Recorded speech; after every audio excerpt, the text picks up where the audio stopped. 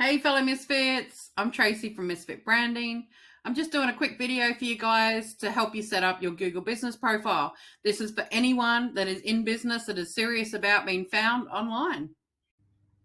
Hopefully this will be the landing page you see. You can do it on your mobile or you can actually do it on a PC. I'm doing mine on a Mac so you can see what it's like on desktop. That's just my personal preference because I'm a designer, so I'm on it all the time. But this is your screen. So go sign in or manage now. Either one, it doesn't matter because if you don't have an account, it will soon flag that.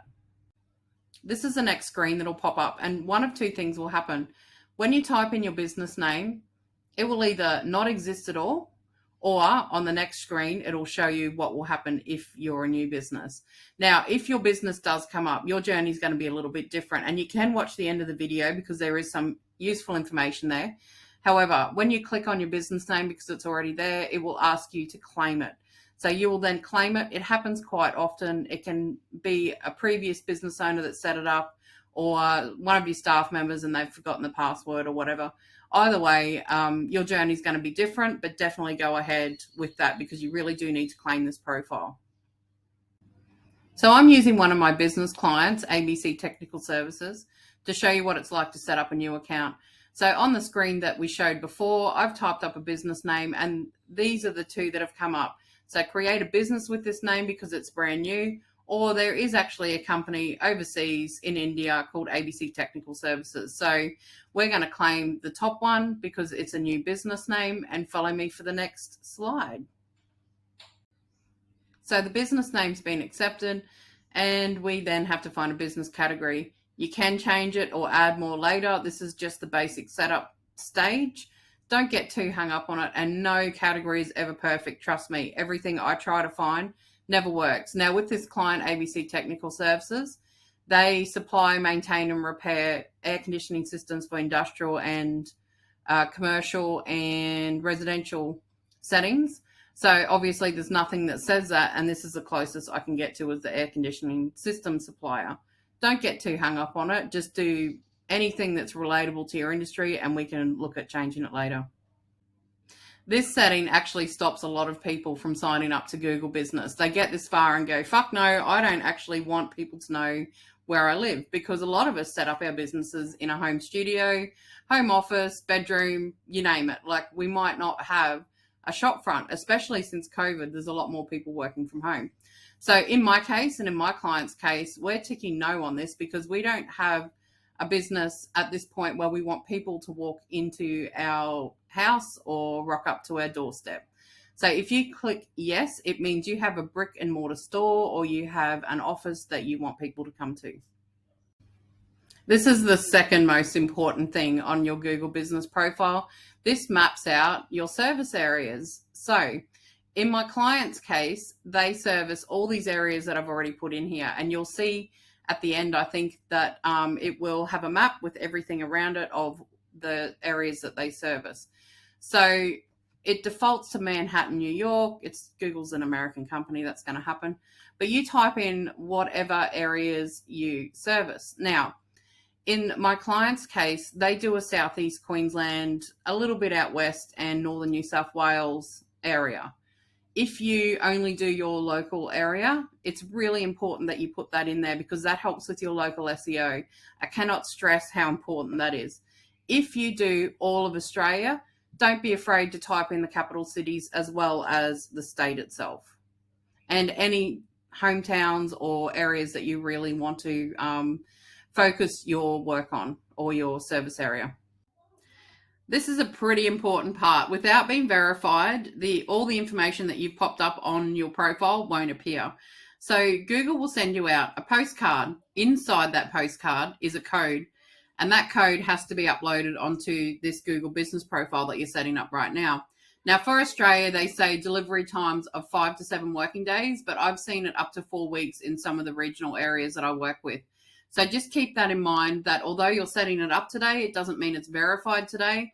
And you'll have to wait until you get that postcode. So make sure that you don't have a PO box, you actually have a street address. Again, this is not the address Google will show online. This is just where it needs to be sent to have a verification that you are who you say you are.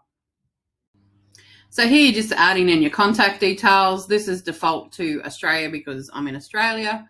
Add your website. If you don't have it, just tick I don't have a website. You can update all of this later, but I highly recommend that you get as much foundation information in there as possible so you're not going back and changing stuff later.